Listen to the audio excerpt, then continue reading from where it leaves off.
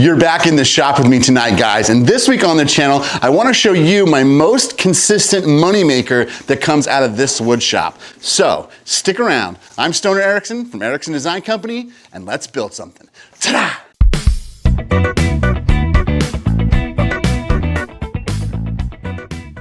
All right here is where I have all my wood storage. I have some longer stuff up top, some sheet goods, and then in the back, miscellaneous pieces of walnut, cherry, some Brazilian hardwoods, and some hard maples.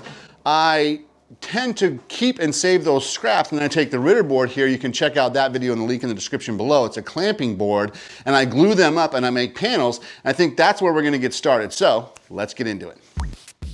Coming straight in, I'm going to check the scrap wood pile. I found this walnut hard maple cutting board I had glued up a while back. Then I hit gold with this glue up I did for TikTok. Find me on TikTok, guys. It's really easy. And here I really am. This is my real face. I'm not smiling all the time. Next, I'm going to pull out one of my favorite tools, the Jet 1632 drum sander. Then I'll easily turn on my Dust Right dust collection system with the remote from downstairs. This dust collection system's up in the attic. This is the only reason I can have it up there because I can turn it on and off from down in the shop. Now I do love this Jet 1632 drum sander. I recommend you guys get it. It's one of my dream tools. It's actually going to clean this whole blank up, take all the glue off. You know, in like 3 minutes it passes. I love this freaking thing. Buy one if you can. I'm not sponsored by them, but you guys should totally buy one of these. Next, I'm going to go down from a 120 grit down to a 220 grit. This is going to give me a final sand on this. So normally I would sand this with my orbital sander, then hand sand it down to 220, which would take probably about an hour. This is literally maybe 8 minutes to get it down to 220. I love this freaking thing. Plus a huge benefit of having that dust collection in the attic, I don't even hear it.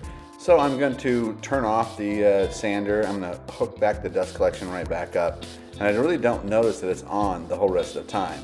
Now my shop's modular, everything is on casters, so I'm going to slide this back to where it goes, easy and out of the way.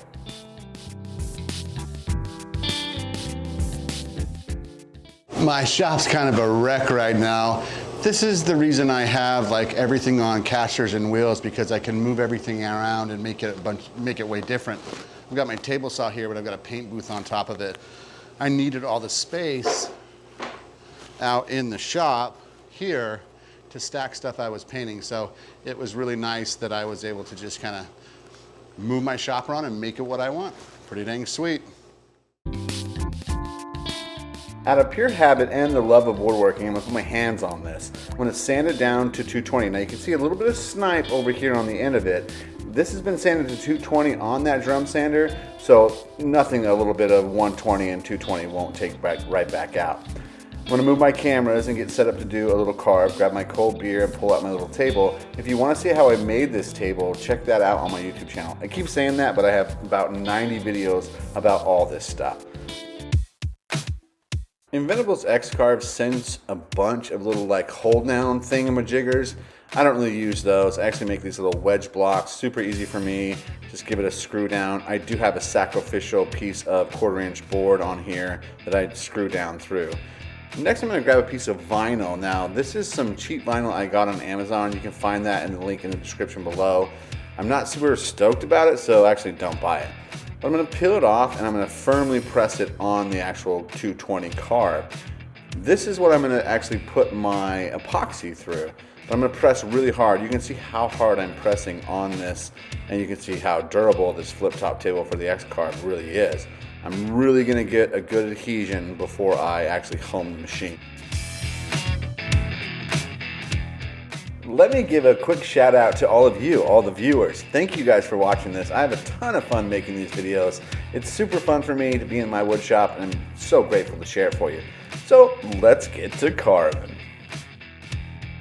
Now that we're cruising along on the carve, I'm going to pull the enclosure closed, and I'm going to put the actual front on, and this is going to keep all the dust inside of the carve, and it's actually going to keep all the noise down.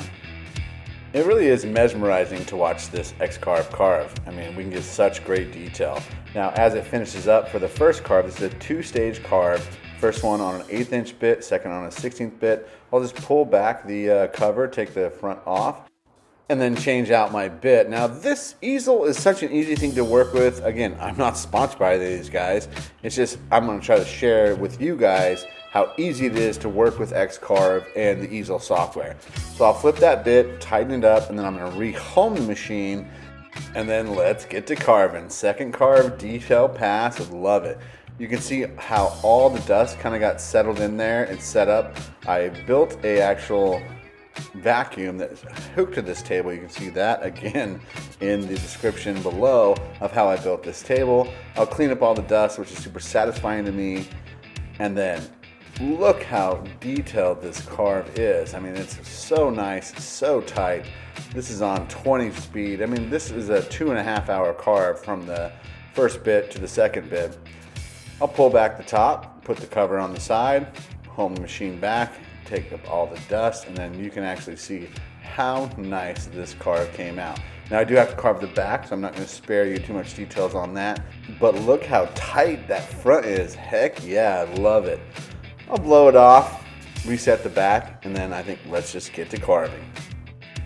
If you want to find out where I got all the music for this video, hit me up in the comments and I'll tell you all about it, or check the description below.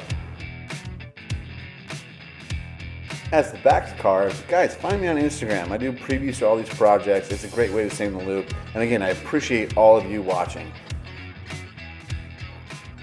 After the carve over at the main workbench, I'm going to blow out all of the carve to make sure I get all the little dust out of there and make sure there's no furries hanging around from my vinyl.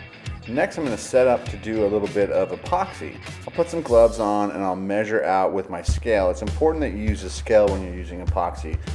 I wasn't doing that when I first started doing epoxy, and all of mine came out a little gummy, a little hard. People are going to be cutting on this, so I want it to be uber hard. So I add just a touch more hardener to it, give it a mix for about 3 minutes, then I'll let it set for about 10 minutes and let all the bubbles come up. Now this is one of my favorite things, these little syringes you get on Amazon. You can find them in the link in the description below. This allows me to put the epoxy right where I want it.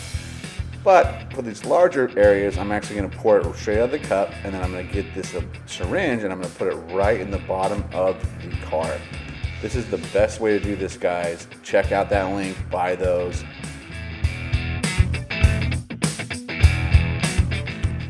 Once I've set the epoxy, I'm going to actually take a torch and I'm going to pull the bubbles to the top.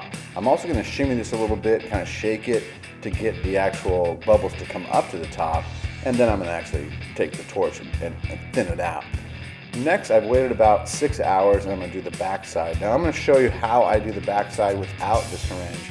I'm going to use the syringe a little bit, but ultimately I'm just going to wipe this straight off. This is a lot more messy. It doesn't come to the top, but it is a way to do it. You don't have to buy these syringes if you don't want to. It's just my favorite way to actually do epoxy is with these syringes.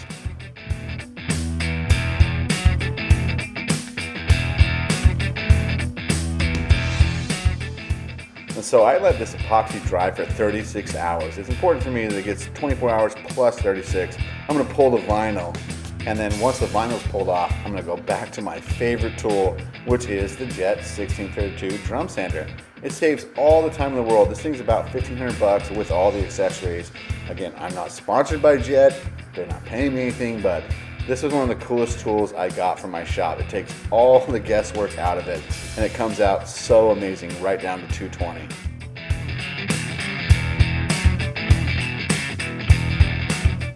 Next, I'll move over to my workbench where I have this benchtop router with a 1/4 roundover bit, always. It's always set up. It'll put a nice edge on anything I need it to do.